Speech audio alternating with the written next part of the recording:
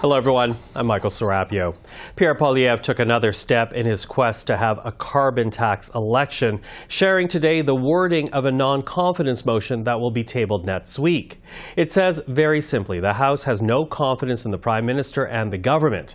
And the reasoning? A repeat of an argument Conservatives have been making for nearly 2 years, that an election is needed to get rid of the carbon tax. But Conservatives need the other opposition parties to join in order to bring down the government.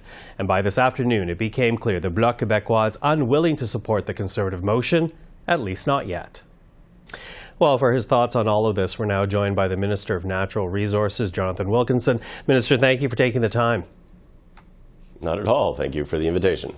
Listen, I want to begin with what we just heard from Yves-François Blanchet, the Bloc Québécois leader, essentially saying that he will not support the Conservative motion of non-confidence. Does that come as any relief to you? Well, I guess I have always been of the view that we would, find a pathway through this. At the end of the day, I think Canadians want us to do the work that they actually, are looking to their politicians to accomplish around addressing affordability, fighting climate change, building a strong economy. So I had always been of the view that we would find a pathway through it, but I think it's very helpful that Mr. Blanchet has said that. And I would also say it's not enormously surprising. I mean, Mr. Poilievre is framing this as a carbon tax issue. The Bloc, for all of the differences that we have with the Bloc with respect to jurisdiction and some of those issues, the Bloc has always been a consistent fighter for addressing climate change. And I have a hard time seeing how they would ally themselves with Mr. Poilievre, who doesn't seem to even believe climate change is real. Well, he does, as you say, in the preamble to the announcement of the motion today. He essentially wants to have this carbon tax election, and it does make me wonder, is fighting for the carbon tax a winnable issue for your party? Well, I think it is, but it has to be done in the context of anything that we are doing to try to address the climate crisis. It has to be done in a manner that considers issues around affordability.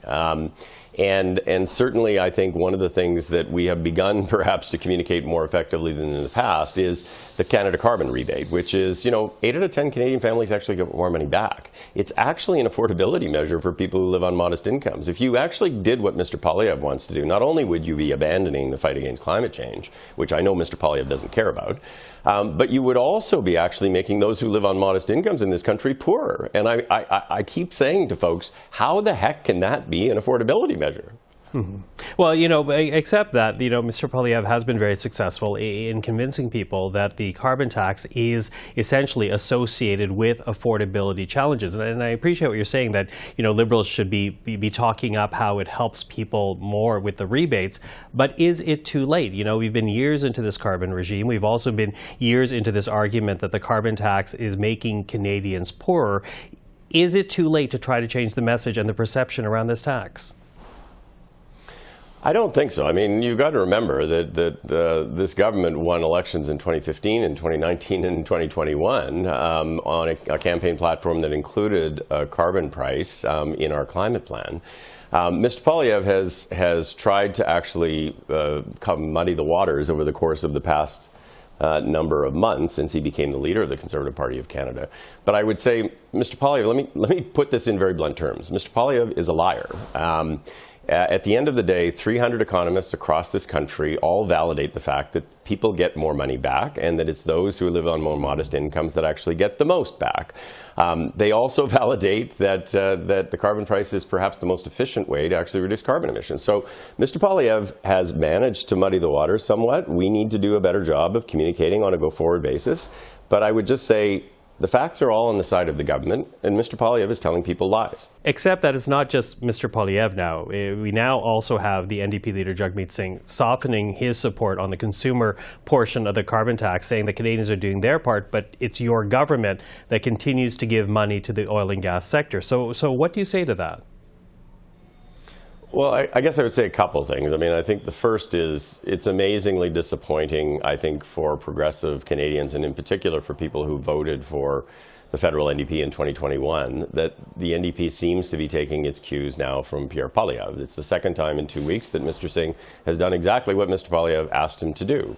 And I think it's also enormously disappointing for New Democrats and for progressives that the NDP essentially has put itself in the position where they have no plan to address climate change. Their plan in 2021 was pretty uncredible, but at least they actually had a carbon price, which gave them some level of a plan that made sense. They don't even have that anymore. So I would say that's number one. Number two is, I mean, Mr. Singh can, go on and on about the oil and gas and subsidies and this and that. I mean, this government's the first government in the world that has actually put in place a fossil fuel subsidy framework where we actually do not provide subsidies to fossil fuel companies. There is no other country in the world, and certainly no other oil and gas producer that has done that.